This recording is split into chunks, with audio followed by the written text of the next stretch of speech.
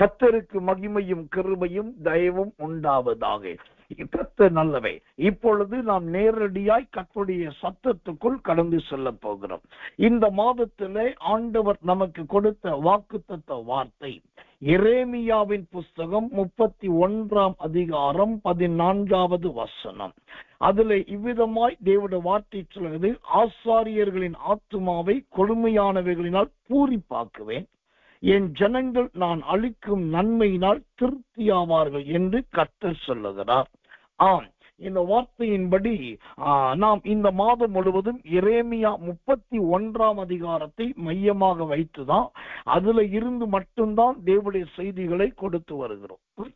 அந்த வரிசையிலே இன்றைக்கு நான் இந்த 31ஆம் அதிகாரத்துல என்ன வார்த்தை கொடுக்கலாம் என்று காத்திருந்து ஸ்தோத்திரம் பண்ணிக்கிட்டே இருந்தேன். ஆண்டவரே, நீரே எனக்கு ஒரு வெளிப்பாட்டை தாங்க, நீரே ஒரு நடப்புதலை தாங்க, இதை எடுத்தா நல்லா இருக்கும், அதை எடுத்தா நல்லா இருக்கும், நானா எடுக்காதபடி நீர் எனக்கு ஒரு வெளிப்பாட்டை தாங்க என்று ஜெபித்த போது ஆண்டவர் கிருபையுள்ள ஒரு வெளிப்பாட்டை கொடுத்தார். இந்த எரேமியாவின் புஸ்தகத்துல கர்த்தர் சொல்லுகிறார் என்கிற, அதாவது கர்த்தர் மற்றும் கர்த்தருக்காக, கர்த்தருக்கென்று, இப்படி பல வார்த்தை வருது. அதுல கர்த்தர் சொல்லுகிறார் என்கிற வார்த்தை மட்டுமே ஏறத்தாழ 17 முறை வருகிறது. 17 முறை கர்த்தர் சொல்லுகிறார் என்கிற வார்த்தை இந்த எரேமியா 31ஆம் அதிகாரத்தில் பார்க்கலாம். கர்த்தருக்கு மகிமை உண்டாவதாக. அப்போ இந்த கர்த்தர் சொல்லுகிறார் என்ற வார்த்தை மட்டும், அதை கொண்டு தேவனுடைய வார்த்தையை கொடுத்தால் நல்லது என்று என்னுடைய ஆவியிலே நிர்ணயம் பண்ணி கொண்டேன். அது தேவனே எனக்கு கொடுத்த ஒரு வெளிப்பாடா இருந்ததற்காக தேவனுக்கும் நன்றி சொன்னேன். அதே சமயத்துல 17 முறை இந்த கர்த்தர் சொல்லுகிறார் என்ற வார்த்தை வர்றதுனால 17 வசனங்களையும் இன்றைக்கு சொல்ல போவது கிடையாது. ஒவ்வொரு வசனமும் ஒவ்வொரு விதமான ஆழ்ந்த சத்தியங்கள் நிறைந்தது. ஆனபடினால் ஒவ்வொரு நாளும் கர்த்தர் எப்படி நடத்துகிறாரோ அதன்படி தொடர் செய்தியாக இந்த கர்த்தர் சொல்லுகிறார் என்ற வார்த்தையை இன்று முதல் இடையிடையே கர்த்தருடைய வார்த்தை நான் உங்களுக்கு கொடுக்க இருக்கிறேன். தேவனுடைய நாமத்துக்கு மகிமையும் கிருபையும் தயவும் உண்டாவதாக.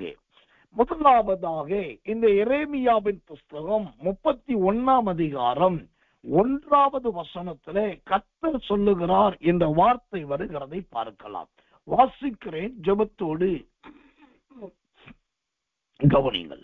அக்காலத்திலே நான் இஸ்ரவேலின் வம்சங்களுக்கெல்லாம் தேவனாய் இருப்பேன், அவர்கள் என் ஜனமாய் இருப்பார்கள் என்று கர்த்தர் சொல்லுகிறார். ஆம், இங்கு கர்த்தர் சொல்லுகிறார் என்ற வார்த்தை வரும்போது முதலாவது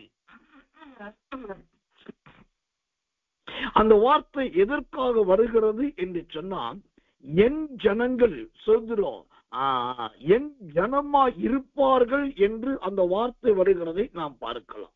தேவனுடைய நாமத்துக்கு மகிமையும் கிருபையும் தயவும் உண்டாவதாக. என் ஜனமாய் இருப்பார்கள். அப்படியானால் இந்த கர்த்தர் நல்லவே, கர்த்தர் நல்லவே, என் ஜனமாய் இருப்பார்கள் என்கிற அந்த வார்த்தையை ஆவியானவர் எழுதி வைத்திருக்கிறார் என்று சொன்னால் அது ஒரு சாதாரணமான வார்த்தையாய் இருக்காது. அது மகிமையிலும் கிருபையிலும் நிறைந்த ஒரு வார்த்தையாகத்தான் இருக்கும் என்று கர்த்தருக்குள் விசுவாசிக்கிறேன். கர்த்தருடைய நாமத்துக்கு மகிமை கிருபை தயை உண்டாவதாக. அப்போ என் ஜனமாய் இருப்பார்கள் என்றால் என்ன? அந்த வார்த்தை எதற்கு இணையாக சொல்லப்பட்டிருக்கிறது? வேதத்திலே ஒரு வசனத்தை உங்களுக்காக நான் வாசிக்கிறேன், ஜெபத்தோடு கவனிங்கள். எபிரேயர் புஸ்தகம் 8ஆம் அதிகாரம் 10வது வசனம். எபிரேயர் 8:10. அந்த நாளுக்கு பின்பு நான் இஸ்ரவேல் குடும்பத்தோட பண்ணும் உடன்படிக்கையாவது, என்னுடைய பிரமாணங்களை அவர்களுடைய மனதிலே வைத்து அவர்களுடைய இருதயங்களில் அவைகளை எழுதுவேன். நான் அவர்கள் தேவனாய் இருப்பேன், அவர்கள் என் ஜனமாய் இருப்பார்கள். இங்கு கர்த்தர் சொல்லுகிறார் என்ற வார்த்தையிலே என் ஜனமாய் இருப்பார்கள் என்ற வார்த்தையைத்தான் நாம் எரேமியா 31:1 வாசிக்கிறோம்.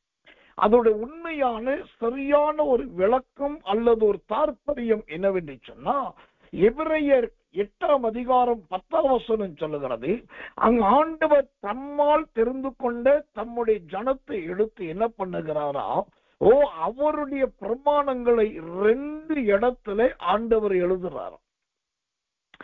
ஒன்று மனதில எழுதுகிறார், 2வது இருதயத்தில் எழுதுகிறார். ஏனென்றால் எபிரேயர் 8:10 சொல்லுகிறது, என்னுடைய பிரமாணங்களை அவருடைய மனதிலே வைத்து அவருடைய இருதயங்களில் அவைகளை எழுதுவேன். அப்போ அந்த என் ஜனமாயிருப்பார்கள் என்றால் என்ன அர்த்தம்? அவர்கள் எப்போதுமே தேவனுடைய பிரமாணத்தை நிறைவேற்றுவதிலேயே, வசனத்தை நிறைவேற்றுவதிலேயே தான் மனமா இருப்பாங்களே தவிர, அவர்களுடைய மனது வேற பெரிய ஆஷா பாஷங்களுக்கோ அல்லது செல்வாக்குக்கோ அல்லது உலகத்திலே தன்னை பிரபலியப்படுத்திக் கொள்வதற்கோ அவர்கள் மனது இருக்காது. அந்த தேவனுடைய மனதை பெற்றவர்கள் என் ஜனமாய் இருப்பார்கள் என்ற அந்த ஜனங்கள் முதலாவது தேவனை குறித்த மனதை உடையவர்களாய் இருப்பார்கள். அந்த தேவனுடைய சித்தத்தை உடைய மனம் வந்துட்டாலே அடுத்து ஆண்டவர் என்ன செய்வாரா, அந்த வசனம் ரொம்ப அழகாய் சொல்லுகிறது. எபிரேயர் 8:10 சொல்லுகிறது, அவர்களுடைய இருதயங்களில் அவைகளை எழுதுவேன். ஆமென்.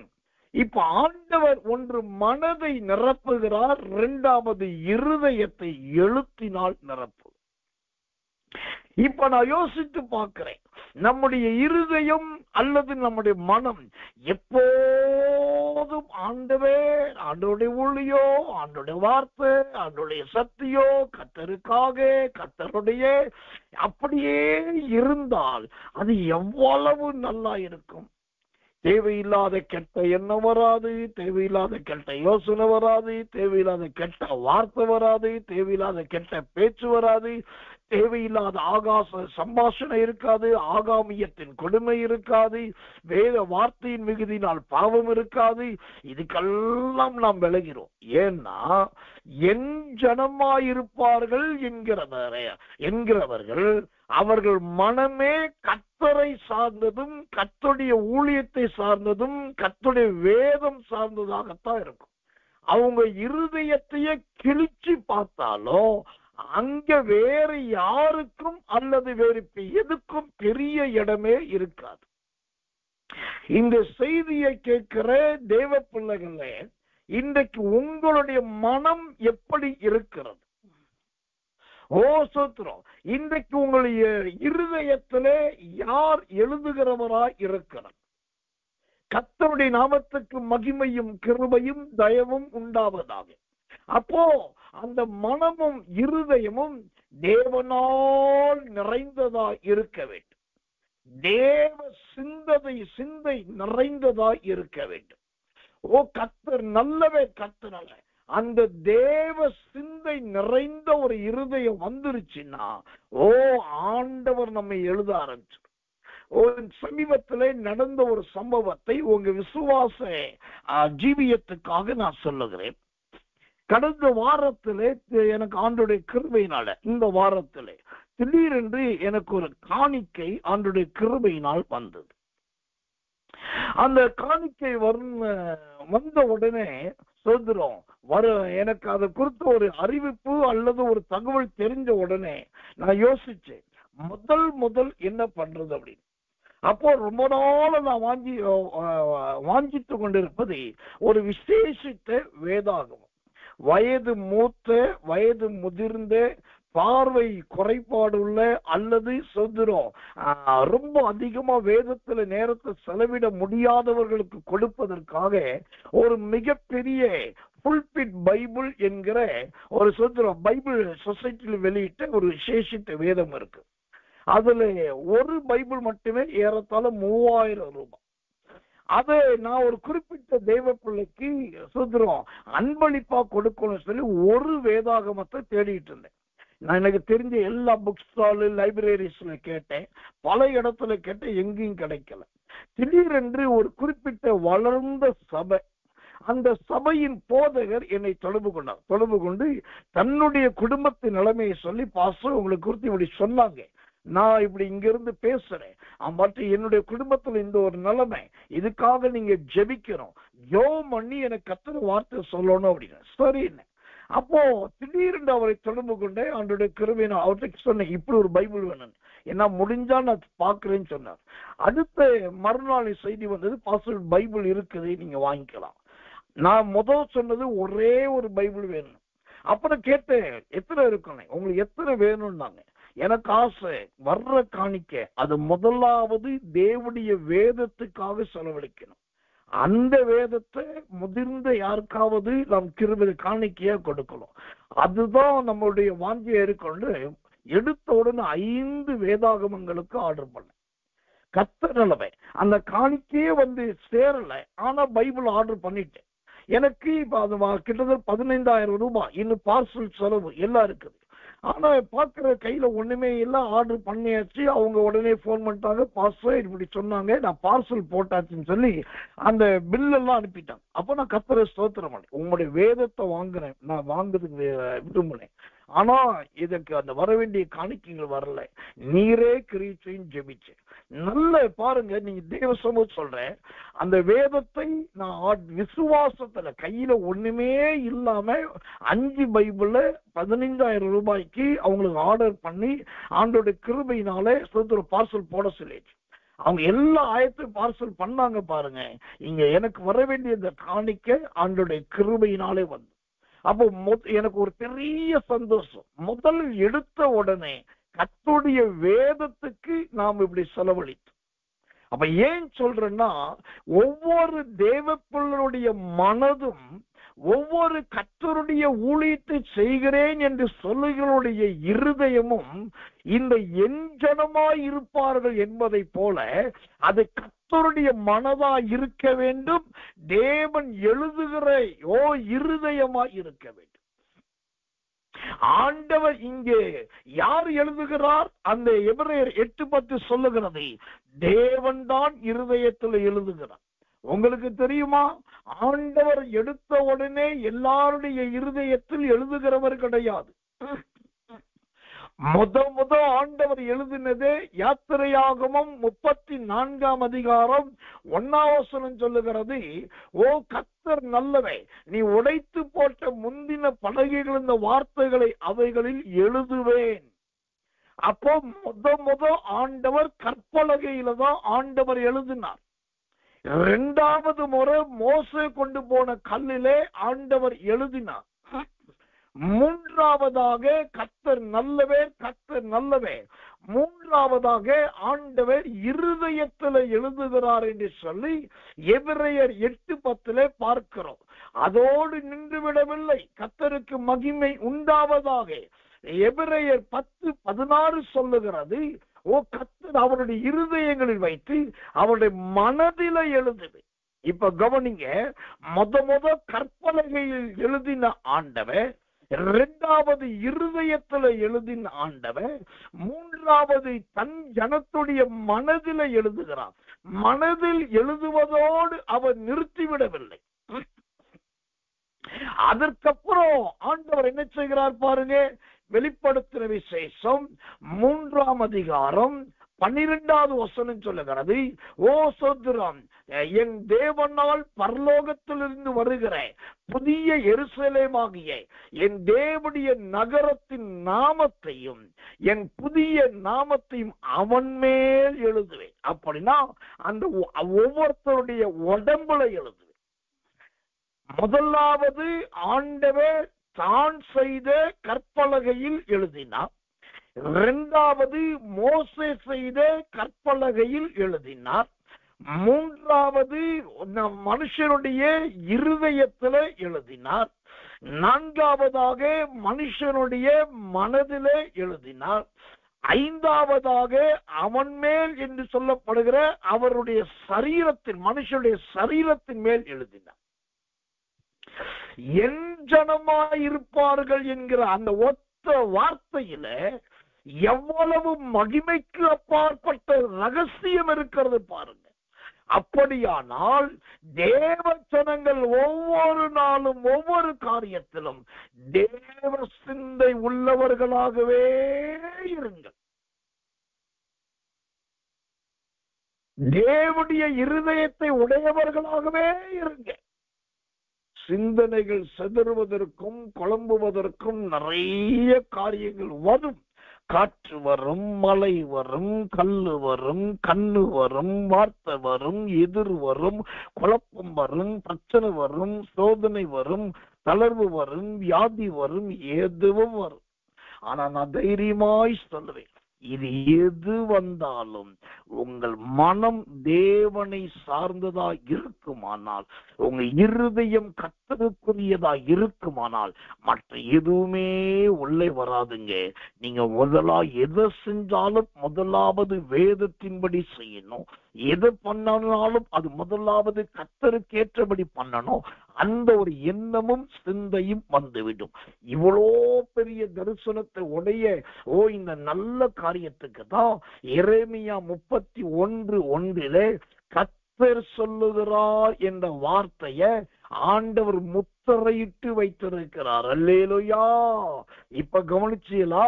கர்த்தர் சொல்லுகிறார் என்கிற வார்த்தையில எவ்வளவு பெரிய பாரம்பரியம் இருக்கு.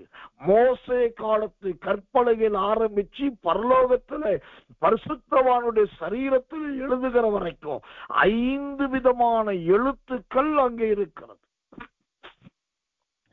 5 விதமான எழுத்துக்கள். கர்த்தர் நல்லவர், கர்த்தர் நல்லவர். இயேசு கிறிஸ்துவின் நாட்களிலேயே அராமைய மொழி இருந்தது, அப்புறம் எபிரேய மொழி இருந்தது. கர்த்தர் நல்லவர். இப்படி பல மொழிகள் இருந்தது. அதுல ஆண்டவர் தன்னுடைய மொழியில் எழுதினதை 5 முறை அங்கு எழுதியிருக்கிறார். இது ஒவ்வொருத்தருடைய பரிசுத்தவான்கள் பரிசுத்தவாட்டியின் ஜீவியத்தின் ஆண்டவரோடு இருக்கிற உறவை காண்பிக்கிறது.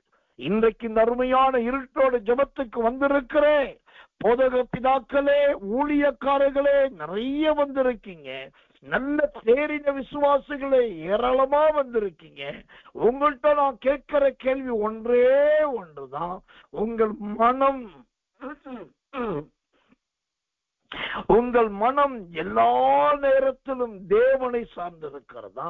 உங்க இருதயம் எல்லாவற்றிலும் கர்த்தரை சார்ந்திருக்கிறதான்னு பாருங்க. அந்த தேவனை சார்ந்து கர்த்தரை சார்ந்ததா இருந்தாக்கா ஆண்டவர் உங்களுடைய இருதயத்துல எழுதுவார், உங்களுடைய மனதில் எழுதுவார், உங்க சரீரத்துல எழுதுவார். இவன் என்னுடையவன் என்று கர்த்தர் சொல்லுவார், இவள் எனக்குரியவள் என்று கர்த்தர் சொல்லுவார். அப்போது இந்த உலகமும் உலகத்தில் உள்ளவைகளும் ஒன்றும் உங்களை சேதப்படுத்த மாட்டாது. நீங்களும் உங்கள் தேவனோ உறவாடுகிறவர்களாய் இருப்பீர்கள், சம்பாசிக்கிறவர்களாய் இருப்பீர்கள், சந்தோஷத்தை பகிர்ந்து கொள்ளுகிறவர்களாய் இருப்பீர்கள், தேவனுடைய நியமங்களை கடைபிடிக்கிறவர்களாய் இருப்பீர்கள், பிதாவின் சித்தத்தை செய்கிறவர்களாய் இருப்பீர்கள், பிதாவின் திட்டங்களை நிறைவேற்றுகிறவர்களாய் இருப்பீர்கள். உங்கள் மூலமாய் பிதாவும் மகிமைப்படுவார், பிதா மூலமாய் நீங்களும் மகிமைப்படுவீர்கள். அல்லேலூயா. இதுதாங்க என் ஜனமாய் இருப்பார்கள் என்கிற அந்த வார்த்தைக்கு ஆண்டவர் வைத்திருக்கிற மிகப்பெரிய ரகசியம். கர்த்தர் நல்லவர், கர்த்தர் நல்லவர், கர்த்தர் நல்லவர். தேவனுடைய நாமத்துக்கு மகிமையும் கிருபையும் தயவும் உண்டாவதாக. இரண்டாவதாக கர்த்தர் சொல்லுகிறார் என்கிற வார்த்தை அந்த எரேமியாவின் புஸ்தகம் 31ஆம் அதிகாரத்துல எங்க எழுதியிருக்கிறது, என்ன எழுதியிருக்கிறது என்று சொன்னால், அந்த 2ஆம் வசனம் கர்த்தருக்கு மகிமை உண்டாவதாக. எரேமியா 31:2 வசனம் சொல்லுகிறது, வாசிக்கிறேன். பட்டயத்திற்கு தப்பி மீண்ட ஜனம் வனாந்தரத்தில் இரக்கம் பெற்றது. இஸ்ரவேலுக்கு இளைப்பாறுதலை கட்டளையிட போகிறேன் என்று கர்த்தர் சொல்லுகிறார். அல்லேலூயா. கட்டளையிட போகிறேன் என்று கர்த்தர் சொல்லுகிறார். அப்போ கட்டளையிட போகிறேன் என்று சொன்னால் சொல்கிறோம், அது எதை காண்பிக்கிறதா இருக்கிறது? தேவன் எதை கட்டளையிட போகிறார்? சொல்கிறோம், ஆண்டவர் கட்டளையிட போகிற காரியங்கள் எப்படிப்பட்டதா இருக்கும்? தேவன் கட்டளையிடும் போது அந்த கட்டளைகள் என்ன செய்கிறதா இருக்கும்? கர்த்தருடைய நாமத்துக்கு மகிமையும் கிருபையும் தயவும் உண்டாவதாக. இந்த கடைசி காலத்துல முன்பிருந்த ஊழியர்களுடைய பிரதிஷ்டையும் முன்பிருந்த கற்புள்ள விசுவாசிகளுடைய ஜீவியமோ இந்த கடைசி காலத்துல இல்லாமலேயே போயிடுச்சு. முன்பிருந்த ஊழியர்களும் முன்பிருந்த பரிசுத்த விசுவாசிகள் எப்படி இருந்தாங்கன்னா, ஒவ்வொன்றுக்கும் கத்தர்கிட்ட போவாங்க. ஆண்டுகிட்ட போய் கேட்பாங்க, ஆண்டவரே நான் இதை செய்யட்டுமா? ஒரு செடி நடப்போனாக்கா அந்த செடி நடுறதுக்கு ஆண்டுகிட்ட உட்கார்ந்து ஜெபம் பண்ணி ஆலோசனை கேட்பாங்க. ஆண்டவரே இந்த செடியை நடட்டுமா? அப்புறம் காய் பறிக்க போனா அதுக்கு ஒரு ஜெபம் பண்ணுவாங்க. அப்புறம் சுத்துற துணி எடுக்க போனா ஒரு ஜெபம் பண்ணுவாங்க. ஆண்டுகிட்ட கேட்பாங்க, நான் இன்னைக்கு போட்டுமா, இதை வாங்கட்டுமா, அந்த செடியை நடட்டுமா, இதுக்கு தண்ணி பாய்ச்சட்டுமா, இவங்க பணம் கேட்கிறாங்களே கொடுக்கட்டுமா, அவங்களுக்கு நான் காணிக்கை கொடுக்கலாமா கூடாதா? இப்படி ஆண்டுகிட்ட கேட்டு கேட்டு கேட்டு ஜீவிக்கிற ஜீவியமாகத்தான் முன்பு விசுவாச தேவ பிள்ளைகளுடைய ஜீவியமோ கர்த்தருடைய ஆசாரியர்களுடைய ஊழியருடைய ஜீவியமும் இருந்தது. ஏன்னா அவங்களுக்கு ஒரே ஒரு வாஞ்சை என்னன்னா, இந்த எரேமியா 31:2 சொல்லுகிறது, கட்டளையிட போகிறேன் என்று. அப்படி ஏன் வாழ்க்கையில எல்லாத்தையும் ஆண்டவர் கட்டளையிட வேண்டும் என்று விரும்புகிறவர்களா இருந்தாங்க. ஆண்டவர் கட்டளையிடுவதை மட்டும்தான் செய்யணும் என்கிற உறுதியா இருந்தாங்க. இன்றைக்கு அது இல்லையே. இன்றைக்கு அந்த நல்ல முன்மாதிரி இல்லையே. இன்றைக்கு அந்த ஜெபிக்கக்கூடிய சத்துரும் எண்ணம் கூட நிறைய பேருக்கு இல்லையே. ஜெபிச்சுதான் ஆண்டவர் கட்டளையிட்டதை மட்டும்தான் செய்யணும் என்கிற அந்த அறிவு கூட நிறைய பேருடைய வாழ்க்கையில மழுங்கி போய்விட்டது. ஆனால் யார் ஒருவர் தேவனிடத்தில் கேட்டு கர்த்தர் கட்டளையிட்டபடி செய்கிறார்களோ அவர்களுடைய ஜீவியம் மகிமையாயிருக்கும். கட்டளையிடுவேன். ஒரு வசனத்தை வாசிக்கிறேன். அப்போஸ்தலர் நடபடிகளின் புஸ்தகம் 10ஆம் அதிகாரம் 33வது வசனம். அப்போஸ்தலர் 10:33. அந்தபடியே நான் உடனே உம்மிடத்துக்கு ஆள் அனுப்பினேன். நீர் வந்தது நல்ல காரியம். கவனிங்க, தேவனால் உமக்கு கட்டளையிட்ட யாவையும் கேட்கும்படிக்கு நாங்கள் எல்லாரும் இப்பொழுது தேவ சமூகத்திலே கூடியிருக்கிறோம். அல்லேலூயா. என்ன அருமையான ஒரு வார்த்தை பாருங்க. அந்த கொர்நேலியு என்கிற அந்த 100க்கு அதிபதி என்கிற மனுஷன் பேதுரு கிட்ட சொல்றாரு, ஐயா, தேவனால் உமக்கு கட்டளையிட்ட யாவையும் கேட்கறதுக்கு நாங்க தேவ சமூகத்துல கூடியிருக்கிறோம். ஒரு அழகான அர்ப்பணிப்பு பாருங்களேன். நாங்க எதுக்கு திரும்ப வந்திருக்கிறோம்? இது ஸ்பெஷல் மீட்டிங், அதுக்காக வந்திருக்கோம். நாங்க ஏன் திரும்ப வந்தோம்? நீங்க சொன்னீங்கல்ல, இது தீர்க்க தரிசனம் கூட்டம் சொன்னீங்களே, தீர்க்க தரிசனம் கேட்க வந்தோம். அந்த மீட்டிங் எதுக்கு போனோம் தெரியுமா? அது சுகமளிக்கிற கூட்டம், அதுக்காக போனோம். இன்னைக்கு ஜனங்க இதத்தான் சொல்றாங்க. இல்ல, இது சுகமளிக்கிறதும் இல்ல, தீர்க்க தரிசனமும் இல்ல, அபிஷேக கூட்டம் இல்ல. அப்புறம் எதுக்குதான் அந்த மீட்டிங் போனீங்கன்னா, அந்த ஊழியக்கார் வந்திருக்காரு, பெரிய ஊழியக்காரர்ல, அந்த பெரிய பாஸ்டர் வந்தார்ல, அந்த பிரபல்யமான எவாஞ்சலிஸ்ட் வந்தார்ல, அவரை பார்க்க போனோம். மதீனமான ஜனங்களே, இயேசு கிறிஸ்து யோவான் நாட்களில் கேட்டார், நீங்கள் யாரை பார்க்க போனீர்கள்? அசைகிற நாணலையா பார்க்க போனீர்கள்? இன்றைக்கு நிறைய பேருடைய கண்கள் இப்படிதான் நாணலை பார்க்க போகிறது, இதமானவர்களை பார்க்க போகிறது, தன்னை தெரிந்தவர்களை பார்க்க போகிறது. ஆனா வேதம் அதை சொல்லவில்லையே.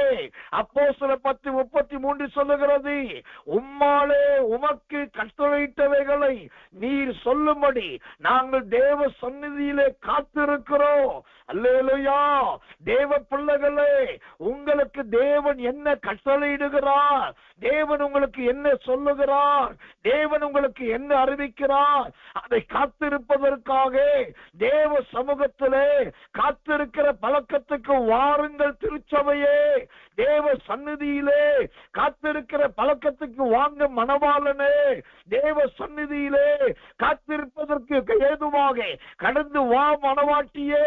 அந்த காத்திருக்கிற பழக்கம் வந்துட்டாலே கர்த்தர் கட்டளையிடுகிறது இன்னது என்பது உங்களுக்கு தானாகவே தெரிந்துவிடும்.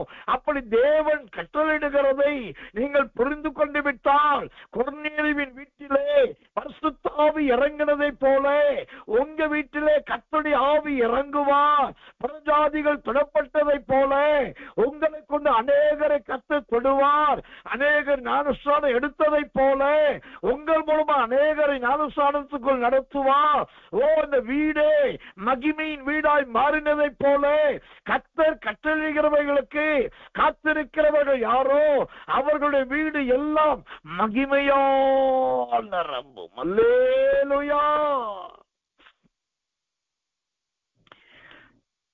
கர்த்தர் சொல்லுகிறார். என்ன சொல்லுகிறார்? நான் கட்டளையிடுகிற தேவன். யாருக்கு கட்டளையிடுகிறார்? ஏலியின் வம்சத்துக்கும் ஆபிரகாமின் சந்ததிக்கும் அல்ல. ஆண்டவர் யாருக்கு கட்டளையிடுகிறார்? தேவனுடைய சமூகத்திலே காத்திருக்கிறவர்களுக்கு ஆண்டவர் கட்டளையிடுகிறார். இதுதாங்க இங்க ரொம்ப முக்கியம். கர்த்தர் நல்லவை. ஓ, தேவ சமூகத்திலே பொறுமையாயிருக்கிறவர்கள் தான் இன்றைக்கு தேவனுக்கு தேவை. ஓ, அவர்களைத்தான் ஆண்டவர் விரும்புகிறார்.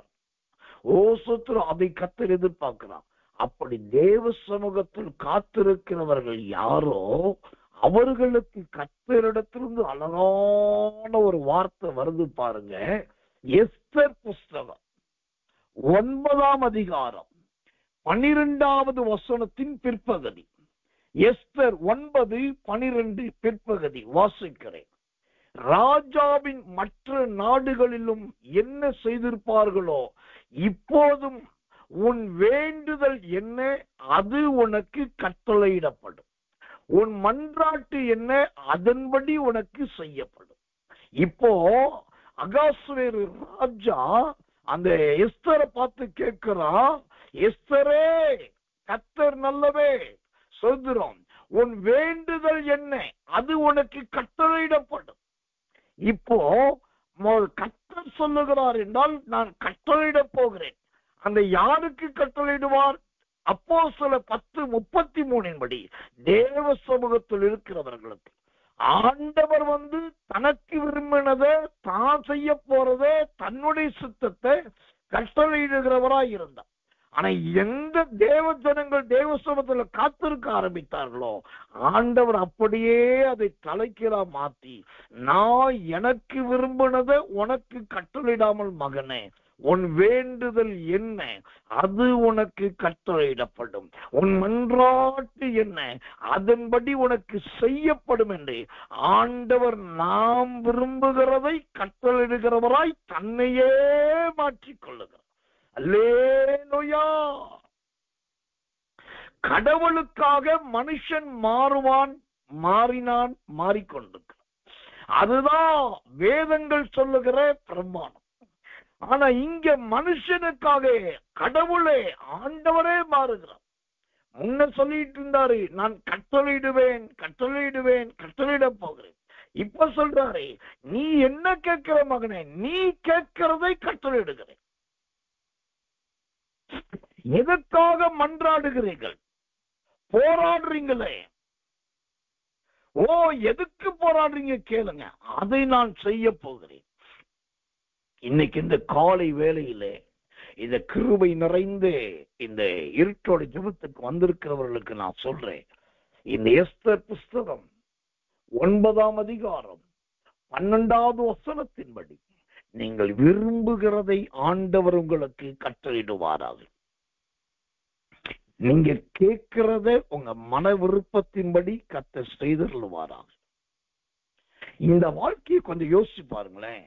ஒரு முறை கர்த்தர் சொல்றாரு, நான் எனக்குரியவைகளை கட்டளையிட போகிறேன். மறுமுறை கர்த்தர் சொல்றாரு, உன் வேண்டுதல் என்ன அதெல்லாம் கட்டளையிடும். அப்போ அந்த ஆண்டவரும் மனுஷனும் மனுஷனும் ஆண்டவரும் மாறி மாறி ஒருத்தருக்கு ஒருத்தர் இப்படியே பேசிட்டு இருக்காங்கனாக்கா அது எவ்வளவு மகிமையான ஒரு வாழ்க்கை அல்ல, எவ்வளவு அற்புதமான ஒரு ஜீவியம் இல்ல.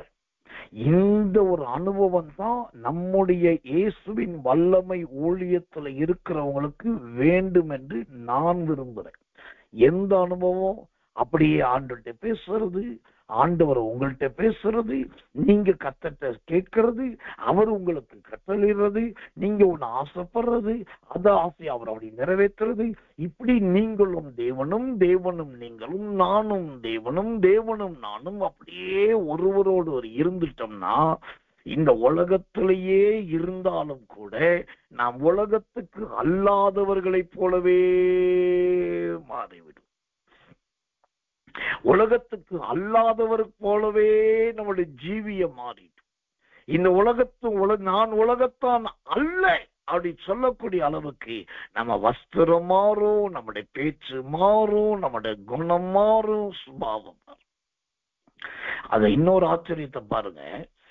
நான் கட்டளையிட போகிறேன் என்று ஒரு காலத்துல சொன்ன ஆண்டவன் இப்போ உன்னுடைய வேண்டுதல் என்ன அதை கட்டளையிடுகிறேன் சொல்லுகிறேன் என்று சொன்னா ஆண்டவர் மனுஷியை நெருங்கி வருகிறார். மனுஷனிடத்தில் ஆண்டவர் கிட்டி வருகிறார் என்றார். இதை விட ஒரு பெரிய ஸ்லாக்கியம் வேற எந்த மதத்துல உங்களால பார்க்க முடியும்? எந்த மார்க்கம் உங்களுக்கு கட்டி கொடுக்கும்? எந்த விதமான வழிகாட்டுதல் உங்களை கொண்டு போகும்? நான் தைரியமாய் சொல்லுவேன், நான் பல மதங்களை அறிந்தவன், பல வழிகாட்டுதல்களில் இருந்தவன், நிறைய சரித்திரங்களை படித்தவன், நிறைய மனிதர்களை கண்டு அவங்க வாழ்க்கையை கற்றவன்.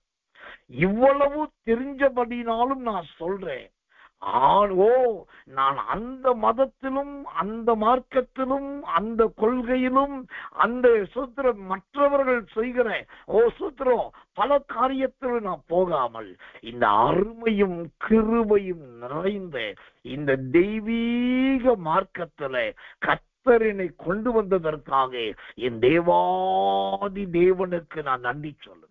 இன்னைக்கு கிறிஸ்தவர்கள் பலர் நினைக்கிறார்கள், இந்த கிறிஸ்தவத்துக்குள்ள இவ்வளவு பாடு இருக்கும், இவ்வளவு கஷ்டம் இருக்கும், ஆண்டவருக்குள் வந்த பிறகு அதை பண்ணு இதை பண்ணு சொல்லுவாங்கன்னா முன்ன தெரிஞ்சிருந்தாக்கா நான் இந்த கிறிஸ்தவத்துக்குள் வந்திருக்கவே மாட்டேனே, தெரியாம வந்துட்டேனே, ஐயோ எப்படியோ ஞானஸ்நானம் எடுத்துட்டேன், அப்புறம் எப்படி அபிஷேகம் பெற்றேன், இப்ப தெரியாம கிறிஸ்தவத்துல கல்யாணம் பண்ணிட்டு இப்படியே ஜீவியம் போயிருச்சு, இனி நான் முஸ்லிமா மாற முடியுமா, இனி நாம் இந்துவா மாற முடியுமா, இனி மற்ற காரியத்தை செய்ய முடியுமா, ஊர் என்ன சொல்லும், உலகம் என்ன சொல்லும், வேற வழி இல்லை, அப்படியே போவோம், நம்மளும் கிறிஸ்தவனுக்கு கிறிஸ்தவனா கிறிஸ்தவனுக்கு கிறிஸ்தவனா இருந்துருவோம் சொல்லி நினைக்கிறாங்க.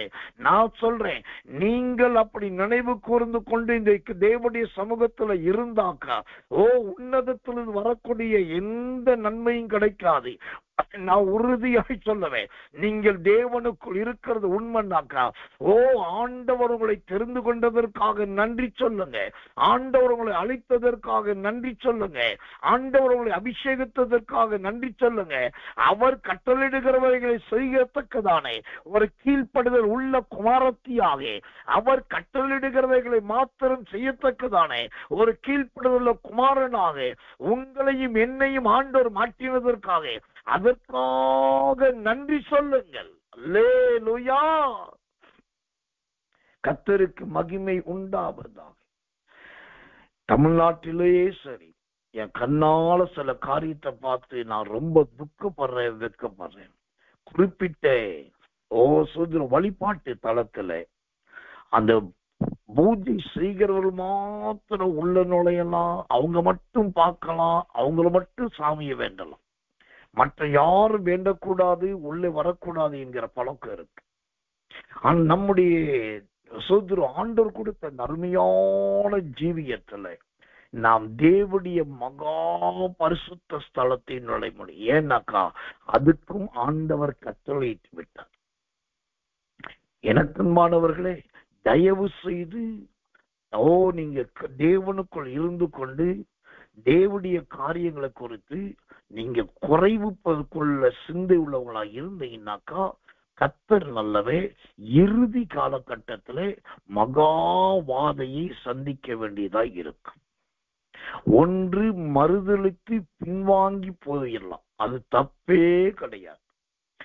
இல்லாவிட்டால் கர்த்தருக்குள் இருக்கிறேன் பேரே கர்த்தருடைய கிறிஸ்துவ பேர் தான் சொல்லி நீங்க கர்த்தருக்குள் இருக்கிறீங்கன்னா ஆண்டவர் கட்டளையிடுகிறது எதையும் சந்தோஷமா ஏற்றுக்கொள்ளுகிறவங்களா இருக்கணும். நீங்க மோசை எடுத்து பாருங்க, எனக்கு ரொம்ப பிடிச்ச அருமையான தேவ மனுஷன். ஒரு காலத்துல இஸ்ரேல் ஜனங்களை கூப்பிட்டு பிரயாணம் பண்ண ஆரம்பிச்ச உடனே அந்த யாத்திரையாகமோ 3, 4, 5, 6, 7, 8, 9, 10 அதிகாரங்களை பார்த்தீங்கன்னா கர்த்தர் சொல்லுவாரு, இங்க போங்க, இப்படி பண்ணுங்க, திரும்பி பார்க்காதீங்க, சீக்கிரம் உள்ள இறங்குங்க, ஆற்ற கடந்து போங்க. கர்த்தர் கட்டளையிட்டுக்கிட்டே இருப்பார். அவர் சொல்ல சொல்ல சொல்ல சொல்ல மோசத்தை சொல்ல சொல்ல இவன் உடனே ஆரோன்ட்ட சொல்ல ஆரோன் ஜனங்கள்ட்ட சொல்ல அப்படியே கீழ்படுத்திட்டே இருந்தாங்க. அடுத்த கட்டம் நீங்க லேவியாரோ என்னாகுமோ உபாகமத்துல வந்துட்டீங்கன்னாக்கா நல்லா படிச்சு பாருங்க. ஜனங்கள் கட்டளையிடுகிறவைகளை ஆண்டவர் செய்ய ஆரம்பிச்சிடும்.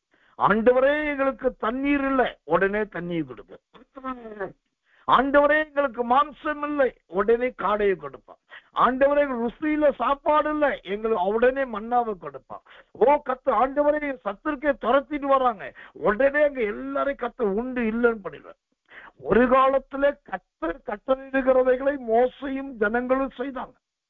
அப்புறம் ஒரு காலம் அடுத்த கட்டம் வரும்போது ஜனங்க விரும்பினத ஆசாரியன் விரும்புறத மோசை விரும்பினதெல்லாம் கர்த்தர் செஞ்சார். ஒரு நாள் கர்த்தர் நல்லவே இந்த ஜனங்களும் மோசையும் ஆண்டவர்கிட்ட கேட்கதை நிறைவேற்றான். இதுதான் இன்னைக்கு கர்த்தர் சொல்றார், மகனே மகளே, முதலாவது நான் கட்டளையிடுகிறவைகளை நீ கீழ்ப்படிந்தார். ஊழியம் செய்யாமல் இருக்காதீங்க, ஊழியத்தை செய்யுங்க. தான தர்மம் செய்யாமல் இருக்காதீங்க, தான தர்மத்தை பண்ணுங்க. பாட்டு பாடாம இருக்காதீங்க, பாட்டு பாடுங்க. சொத்துற வசனத்தை பேசாம இருக்காதீங்க, வசனத்தை பேசுங்க. ஏன் வாயில்ல வாயி, வாயில ஏவாய வைத்திருக்கிற, ஏன் மௌனமா இருக்கிறாய் என்று கர்த்தர் கட்டளையிட்டும் இன்னைக்கு வரைக்கும் வாயை திறக்காம, இன்னைக்கு வரைக்கும் ஒரு பாட்டு பாடாம, இன்னைக்கு வரைக்கும் ஒரு ஊழியம் செய்யாம, இன்னைக்கு வரைக்கும் தேவனுக்காக வைராக்கியம் கொள்ளாம பயங்கரமான மனநிலைமையில் இருக்கிற தேவ பிள்ளையே, உங்களுடைய கடைசி காலத்திலே, இந்த கடைசி நாட்களிலே கர்த்தர் கட்டளையிட்டவைகளை நீங்க செய்ய ஆரம்பிச்சிட்டீங்கன்னா அடுத்தது நீங்க கட்டளையிடுகிறவைகளை கர்த்தர் செய்ய ஆரம்பித்து விடுவார். அல்லேலூயா.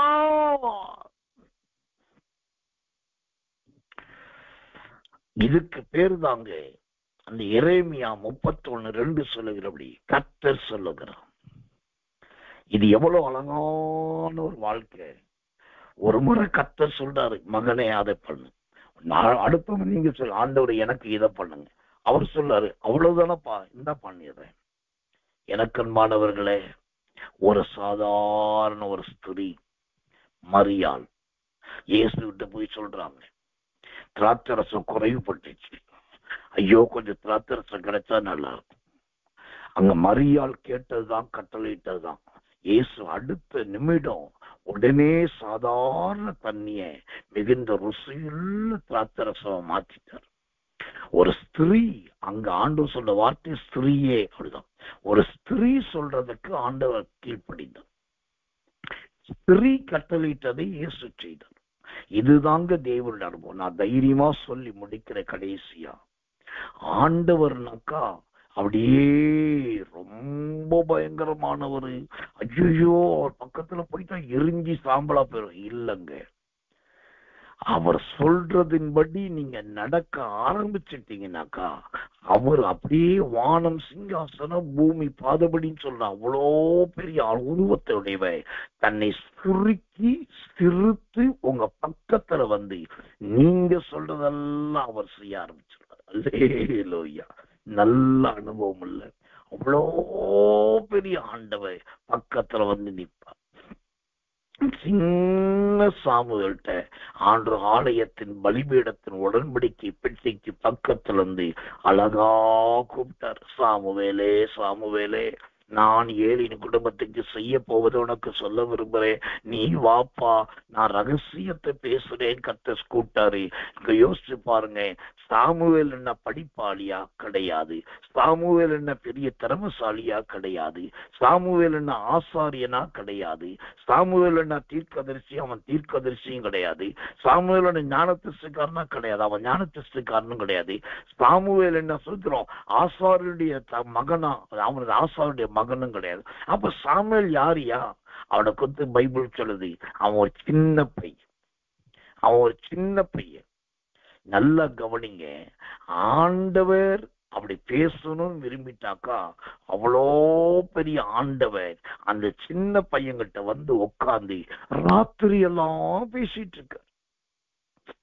பக்கத்துல இருக்கிற ஏலி கொட்ட கொட்ட முழிச்சுக்கிட்டு இந்த ஆண்டவர் சாமுவேல்கிட்ட என்ன சொல்லுவாரோ, ஓ இந்த ஆண்டவர் சாமுவேல்கிட்ட என்ன பேசிடுவாரோ, என்னைய பத்தி என் மகனை பத்தியும் மருமகளை பத்தி சொல்லிடுவாரோ, ஓ அவனுக்கு தூக்கமே வரல. ஆனா சாமுவேல்கிட்ட கர்த்தர் வந்து உட்கார்ந்துகிட்டு, மகனே என் பிள்ளையே இதுதான் செய்ய போறேன் அதுதான் செய்ய போறேன் அதை ஒன்ன கொண்டு செய்ய போற, ராத்திரி எல்லாம் பேசுறாரு. இது எவ்வளவு பெரிய ஸ்லாக்கியம் பாருங்க. நான் கிருபையா சொல்றேன், இன்னைக்கு நிறைய பேர் இந்த பாக்கியத்தை இழந்துட்டாங்க. ராத்திரியெல்லாம் கர்த்தர்ட்ட பேசுன உங்களுடைய கண்கள் இன்னைக்கு சொருகி போய் உறக்கத்தை தேடுகிறது. ராத்திரியெல்லாம் கர்த்தர்ட்ட பேசின வாய்கள் இன்றைக்கு சினிமாவையும் நாடகத்தையும் களியாட்டையும் கட்டிப்பிடிக்குதலையும் அருவறுப்பையும் அதை பார்க்கிறதுலயே இரவை செலவழிக்கணும். ஆனால் நல்லா கவனிங்க, அவர் கட்டளையிடுகிறபடி நீங்க உங்களை மாத்திட்டீங்க அப்படின்னா அவ்வளோ பெரிய ஆண்டவர் இறங்கி வந்து உங்க பக்கத்துல உட்கார்ந்து உங்களோடு பேச ஆரம்பிச்சிருவாரு. அப்படியே எல்லாத்தையும் சொல்லிடுவாரு.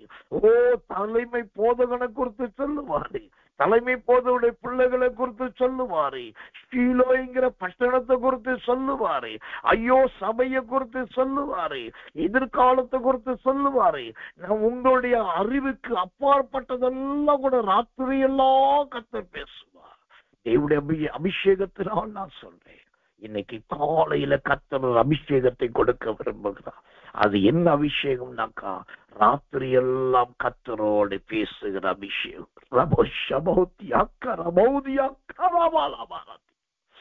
தேவனோடு பேசுகிற ஒரு அபிஷேகத்தை பெற்றுக்கொள்ள, கர்த்தரோடு பேசுகிற ஒரு அபிஷேகத்தை பெற்றுக் கொள்ளுங்க. முதலாவது நீங்க தேவனோடு பேசி பாருங்க. உங்களால முடியலையா சொல்லிருங்க, அப்பா நான் வந்திருக்கப்பா, அப்பா உங்களோட மகன் வந்திருக்கு, அப்பா நான் உங்களோட மக குமாரத்தி வந்திருக்கிறேன், ஆண்டவரே நீர் என்னோடு பேசுன்னு சொல்லி கொஞ்சம் கண் கலங்கி ஒரு விண்ணப்பத்தை பண்ணி பாருங்க. அந்த இடம் பிரசன்னத்தினால் நிரம்பும், அந்த இடம் மகிமையினால் நிரம்பும், அந்த இடம் கிருபையினால் நிரம்பும், அந்த இடம் வல்லமையினால் நிரம்பும், அந்த இடம் பரிசுத்த ஆவியினால் நிரம்பும். அடுத்த நிமிஷம் உங்கள் இருதயத்திலே ஆண்டவர் மனதிலே யோசத்திலும் எழுத ஆரம்பிப்பா, அடுத்தவங்க இருதயத்தில் எழுத ஆரம்பிப்பா, அடுத்தவங்க சரீரத்துல எழுத ஆரம்பிப்பா. அடுத்தது உங்களோடு சாமுவேலோடு பேசின ஆண்டவர் உங்களோடு பேச ஆரம்பித்து விடுவார். இதுதாங்க கட்டளையிட போகிறேன். எதை கட்டளையிட போகிறேன்? நான் என் பிள்ளையோடு பேசுகிறதை கட்டளையிட போகிறேன். அதற்கு நான் ஆயத்தமாய் இருக்கிறேன். ஆண்டவர் தன்னை தாழ்த்தி வருவதற்கு ஆயத்தமா. எல்லா ஊழியக்காரர் சொல்லுவாங்க, கிறிஸ்து மரண பரியந்த தாழ்த்தி பூமிக்கு வந்தார் என்று சொல்லுவார்கள். ஆனா நான் சொல்றேங்க, வந்தார் அல்ல, இன்னைக்கும் அவர் தாழ்த்தி வருகிறவராயிருக்கு. ஓ, அவருடைய கட்டளையை காதார கேட்கறதுக்கு யார் தகுதியா இருக்கிறார்களோ? நீங்க இருக்கிறது நல்ல பிஞ்சி போன ஓட்ட உழுந்த கிழிஞ்சி போன ஒடிசா ஒரு ஓட்ட வீட்டுல இருக்கீங்களா? அங்கேயும் கர்த்தர் வருவார். வாடகை வீட்டுல இருக்கீங்களா? அங்கேயும் கர்த்தர். அவருக்கு இடம், சூழ்நிலை, பொருளெல்லாம் முக்கியம் இல்லை. அவர் கட்டளையிடுகிறதை கேட்கிறவளும் நீங்கள் கர்த்தரிடத்தில் கட்டளையோடு கேட்கிறவர்களுமாய் இருக்கிறதான் கர்த்தர் விரும்புகிறாரு. கடைசிய சொல்லி முடிக்கிறேன். ஆண்டவரிடத்தில் ஒரு அபிஷேகத்தை கேளு. ஆண்டவரே, நீ சொல்லுகிறதை கேட்கிற அந்த அபிஷேகத்தை எனக்கு தாங்க. நான் சொல்லுகிறதை நீ செய்யக்கூடிய அளவுக்கு அந்த அபிஷேகத்தை எனக்கு தாங்க. ரொம்ப முக்கியமா ஏலியை விட்டுட்டு, ஓப்னியை விட்டுட்டு, பினகாச விட்டுட்டு, மருமக்குமாரெல்லாம் விட்டுட்டு, வேலைக்கு சென்ற வேலைக்கார பையன், ஆலயத்தை சுத்தம் பண்ணி கூட்டி துடைக்கிற பையன், அந்த சின்ன பையன்கிட்ட ஆண்டவரே ராத்திரியெல்லாம் பேசினீரே. அந்த சின்ன சாமுவேல்கிட்ட ராத்திரியெல்லாம் பேசினீரே. ஆண்டவரே, இனி ஒவ்வொரு ராத்திரியோ உம்மோடு பேசுகிற ராத்திரியா எனக்கு மாட்டித்தார். ஒவ்வொரு ராத்திரியோ உம்மோடு உறவாடுகிறதை, உம்முடைய இருதயத்தின் ஏக்கத்தை புரிந்து கொள்ளுகிற அந்த இரவாய் மாற்றி தாரும், அந்த அபிஷேகத்தை தாரும் என்று கேளுங்க. இனி உங்க வீட்டிலே கூக்குரல் கேட்கப்பட மாட்டாது. இனி உங்க வீட்டிலே வாக்குவாதங்கள் இருக்கப்பட மாட்டாது. இனி உங்க வீட்டிலே பழிவாங்குதல் இருக்கப்பட மாட்டாது. இனி உங்க வீட்டிலே மீறுதல்களும் துணிகரங்களும் இருக்க போவது இல்லை. எரேமியா 31:2 நான் கட்டளையிட போகிறேன். நல்ல ஒரு ஜெபாவியை, ராத்திரி எல்லாம் கர்த்தரோடு பேசுகிறதை அவர் கட்டளையிட போகிறார். அதை பெற்றுக்கொள்ள ஆயத்தமா? கண்களை மூடி ஒப்பு கொடுத்து எல்லாரும் கர்த்தரை ஸ்தோத்திரிக்க போகிறோம். நான் கட்டளையிடுகிறேன், என்னோடு பேசுகிற, நான் கட்டளையிடுகிறதை கேட்கிற மகனாக மகளாக உங்களை நான் மாற்றும்படி நான் கட்டளையிடுகிறேன் என்று கர்த்தர் சொல்லுகிறார். ஒரு சின்ன பையன்கிட்ட, ஒரு வேலைக்கார பையன்கிட்ட, இப்ப அவன் தீர்க்கதரிசியும் அல்ல, ஞானதரிசிக்காரனும் அல்ல, அவன் நியாயாதிபதியும் அல்ல, சோத்திர ஊழியக்காரனும் அல்ல, ஊழியக்கார சந்ததியும் அல்ல, ஒரு சாதாரண ஆலயத்தை தொடச்சி ஜன்னலை பூட்டி திறக்கிறவன் அந்த சின்ன பையன்கிட்ட ஆண்டவர் ராத்திரியெல்லாம் உட்கார்ந்து பேசினார்னாக்கா, ஏன் இந்த காலத்துல உங்கள்கிட்ட பேச முடியாது? எல்லாரும் கண்ணை மூடுங்க, இருக்கிற இடத்துல அபிஷேகம் வரட்டும். எனக்கு அண்டா வேணும், குண்டா வேணும், நிலம் வேணும், வீடு வேணும், ஆசு வேணும், வண்டி வேணும், கார் வேணும், சுகம் வேணும், அது வேணும், வெளிநாடு வேணும், அதெல்லாம் விட்டுருங்க. ஆண்டவர்ட்ட அபிஷேகத்தை கேளுங்க. ராத்திரி எல்லாம் நீ கட்டளையிடுகிறதை கேட்கிறவனா என்னை மாற்றும். இரவெல்லாம் ஆண்டவரே உம்மோடு பேசுகிறவளா என்னை மாற்றும். ஆண்டவரே, உன் வேண்டுதல் என்ன, அதை நான் செய்வேன். உன் மனதின் விண்ணப்பம் என்ன, அதை நான் கட்டளையிடுவேன் என்று சொன்னீரே. எனக்கு அதை செய்தருளும் ஆண்டவரே.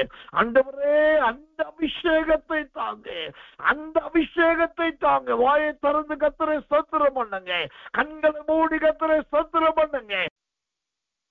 நாம் ஜெபிப்போம்.